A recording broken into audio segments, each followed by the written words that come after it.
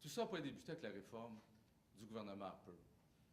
Tout ça n'a pas débuté là, mais bien en 90. On veut faire une histoire courte sur le gouvernement de Brian Mulroney. En 90, il impose des premières sanctions. C'est des pas volontaires, congédiements, etc. Mais surtout, il retire l'État du financement de la Caisse. Fantastique. Il dit, bon, nous autres, on ne participera plus, mais on garde la gestion. Puis non seulement on garde la gestion, mais on garde la Caisse. 1990.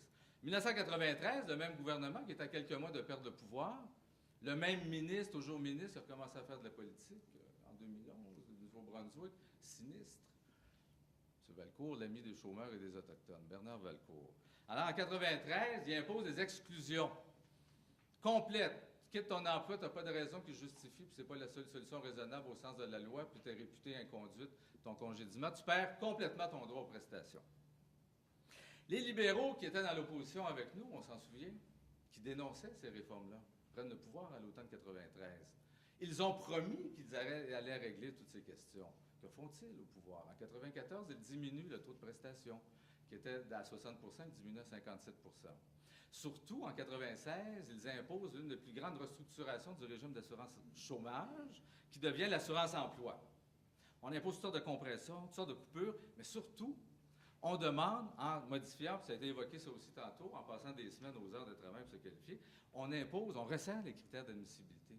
On réclame, on impose beaucoup plus de temps de travail pour se qualifier. Qui est au centre de cette mesure-là? Les gens qui travaillent à l'année 40 heures par semaine?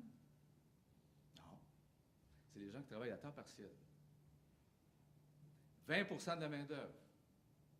N'oublions jamais ça. Aux 2/3 des femmes. Eux, elles, on les a éjectés du régime d'assurance-emploi. Le taux d'accès à cette heure au chômage, là, à l'assurance chômage, c'est 22 pour les gens qui travaillent à temps partiel.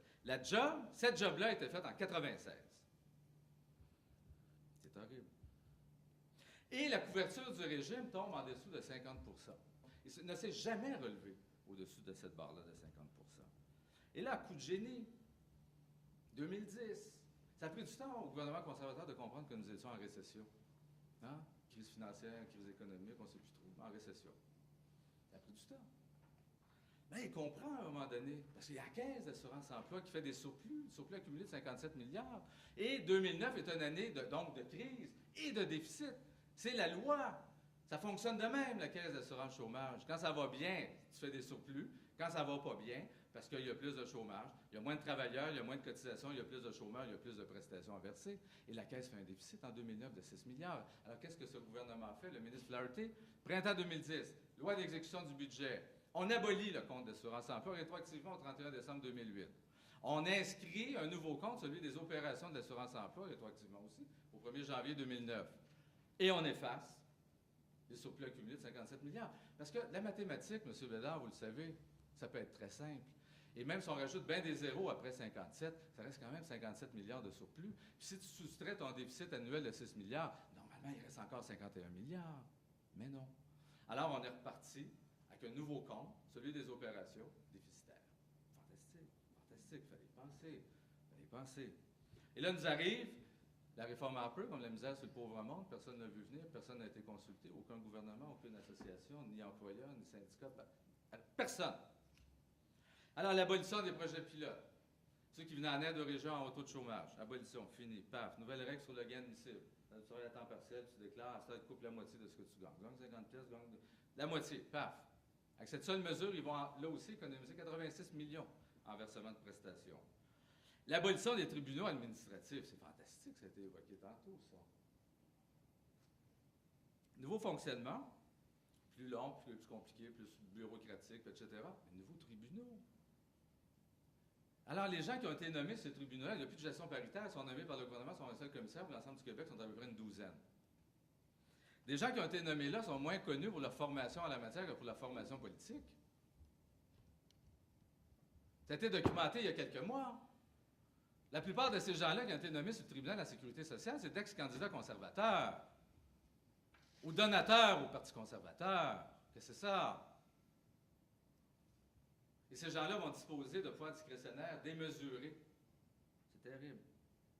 Les prestataires d'assurance-emploi sont dorénavant divisés en 3 catégories. Les gens ne sont plus égaux devant la loi. C'est pas n'importe quoi, ça. Nous ne sommes plus égaux devant la loi. mêmes droits, nous n'avons plus les mêmes obligations. Et on vise les saisonniers. C'est eux qui dérangent. C'est eux qu'on veut éjecter du régime d'assurance-emploi. Comme on a fait avec les travailleurs et les travailleuses à temps partiel en 1996, là, c'est les saisonniers qu'on vise. Ils sont dans l'Est du Canada. Et par le Nord, ils sont au Québec.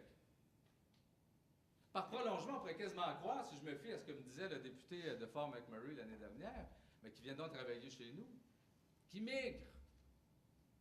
Fantastique. Le régime d'assurance-emploi est devenu un monstre à mille têtes. Et l'œuvre est toujours en développement. C'est pas beau. C'est un régime qui est complexe, qui est judiciarisé à outrance, qui repose sur de l'arbitraire,